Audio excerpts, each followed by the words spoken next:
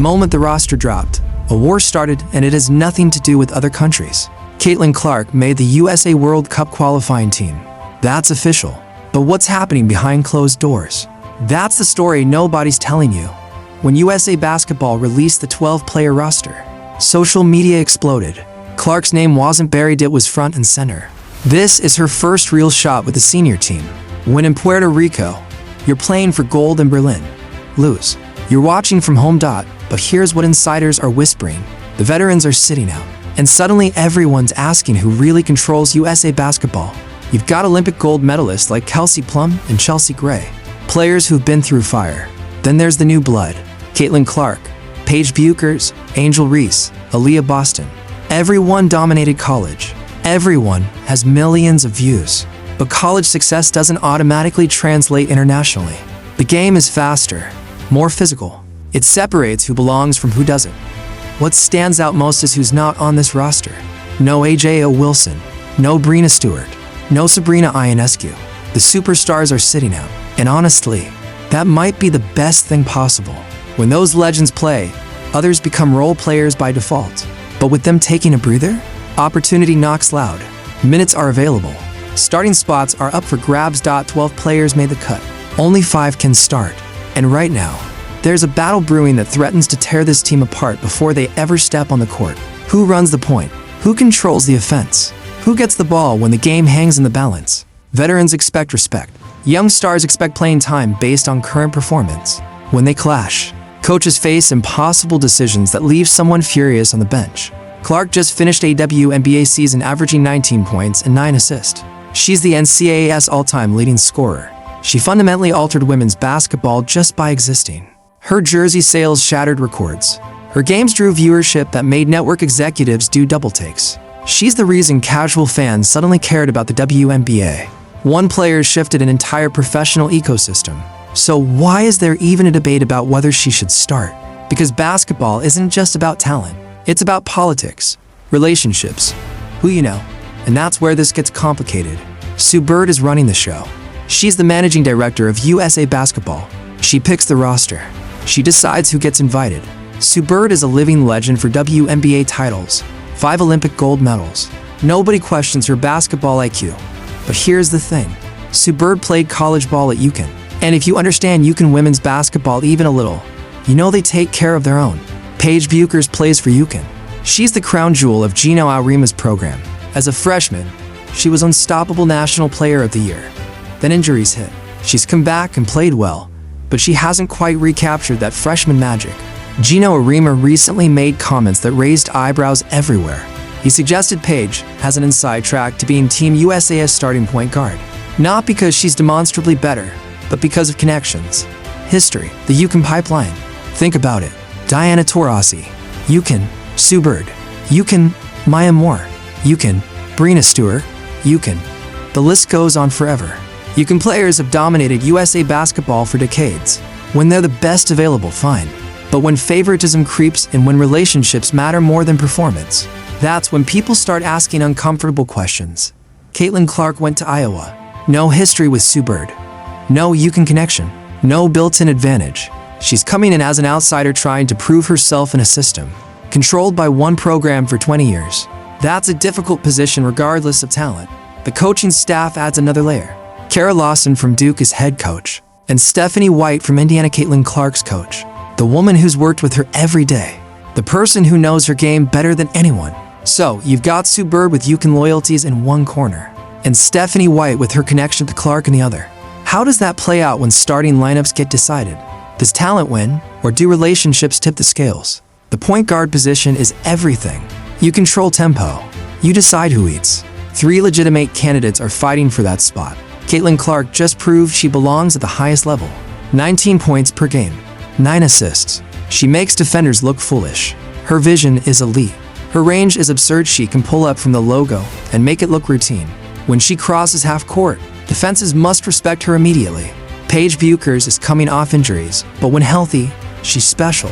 Smooth handle, great feel, unselfish. She knows how to run an offense. She makes the right play even when it's not the flashy one. Chelsea Gray is the veteran wild card. Olympic gold medalist, WNBA champion, Finals MVP, She's been through everything. If you want someone who won't blink in big moments, Gray is your answer. The smart basketball decision is obvious. Clark should start. She's the best point guard on this roster right now. She's proven it at every level. But the smart decision isn't always the one that gets made. Politics are real. Relationships matter. There's already chatter about bringing Clark off the bench. Managing her minutes, the usual excuses when someone doesn't want to make the obvious choice. But here's reality. Clark just played a full WNBA season. She's not injured. She's 100% healthy, ready to compete. So, what's the real hesitation? The answer might have more to do with protecting egos and maintaining institutional relationships than fielding the best team. And that's dangerous, because when USA basketball faces international competition, they need their best 5 on the floor, not the 5 who fit neatly into some political framework. This isn't just about one tournament. The real prize is the World Cup in Berlin this September. That's where gold medals are won. That's where legacies are cemented. How players perform in Puerto Rico will directly impact who makes that roster. USA basketball has won the last 4 World Cups, 12 gold medals overall. The standard is excellence. Anything less is failure. But here's what makes this different.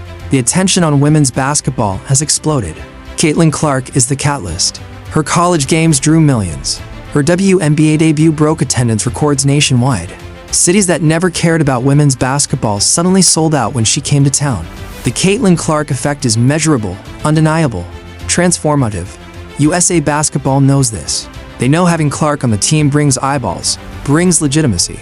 So there's tension. Win gold by playing your best players, or navigate institutional relationships that pull in different directions. Angel Reese adds another dynamic. She and Clark have this ongoing rivalry dating back to college. LSU versus Iowa. National championship game. The trash talk. The finger pointing. The media circus, now they're teammates. Both made the roster. Both will be in San Juan. Can they put aside personal feelings and play together? The All-Star game showed they can. Clark threw Reese a beautiful pass that went viral. They smiled. They seemed fine. But that was one moment. This is sustained competition where egos, playing time, and recognition all collide. The tournament runs March 11th through 17th. USA is already qualified for the World Cup. So technically these games don't determine whether they reach Berlin. But momentum matters.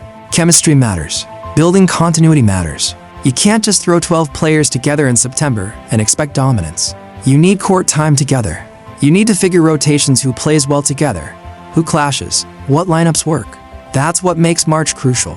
It's the foundation for everything that follows. Training camp starts March 7th in Miami. That's when things get real. That's when coaches make decisions. That's when starting lineups get announced. And that's when we'll see whether talent wins over politics. The easy path. Start Paige Buchers at point guard. Keep the UConn connection happy. Maintain relationships that have served them for decades. Bring Clark off the bench, frame it as strategic. The hard path. Make decisions based purely on who gives you the best chance to win. And that's Caitlin Clark. No debate. She's the most talented point guard on this roster. She makes everyone better. She can take over games. She's the player you build around, not hide on the bench. Can Clark adapt to USA basketball's system? Absolutely. She's proven she can play within systems at Iowa and with the Fever. She's not selfish. When she needs to facilitate, she facilitates. When she needs to score, she scores. She reads the game at an elite level. The question is whether decision makers believe that, or whether they're so locked into preconceived notions that they can't see what's right in front of them. Stephanie White being on the coaching staff should help. She knows what Clark can do. She spent an entire season with her. If White influences these decisions, Clark has a real shot. But Sue Bird is managing director. She has final say. And if she's determined to maintain the UConn pipeline, to keep Gino Arima happy, Clark might face an uphill battle regardless of performance. The internet will be watching. Every starting lineup announcement will be dissected. Every substitution pattern will be questioned. Social media will erupt if Clark sits while Paige runs the offense. Fair or not, that's reality. March 11th is almost here. Training camp in days. The clock is ticking. Decisions must be made. Whatever happens in Puerto Rico will echo through the rest of 2026. So here we are. Caitlin Clark made the roster. The stage is set. The drama is building. And in just a few weeks, we'll discover whether USA basketball prioritizes talent or politics. Will Clark start at point guard as she should? Will Paige Buchers receive favoritism through UConn connections? How will Angel Reese and this talented roster mesh? Can they build chemistry before Berlin? These questions will define the next months of women's basketball, and people will be watching every game, every minute, every decision. Because this isn't just about qualifying for a tournament. It's about the sport's future. About whether the old guard makes room for new stars. About whether talent matters more than relationships. What do you think happens? Drop your predictions below. Hit subscribe. This story is just beginning, and it's going to be wild.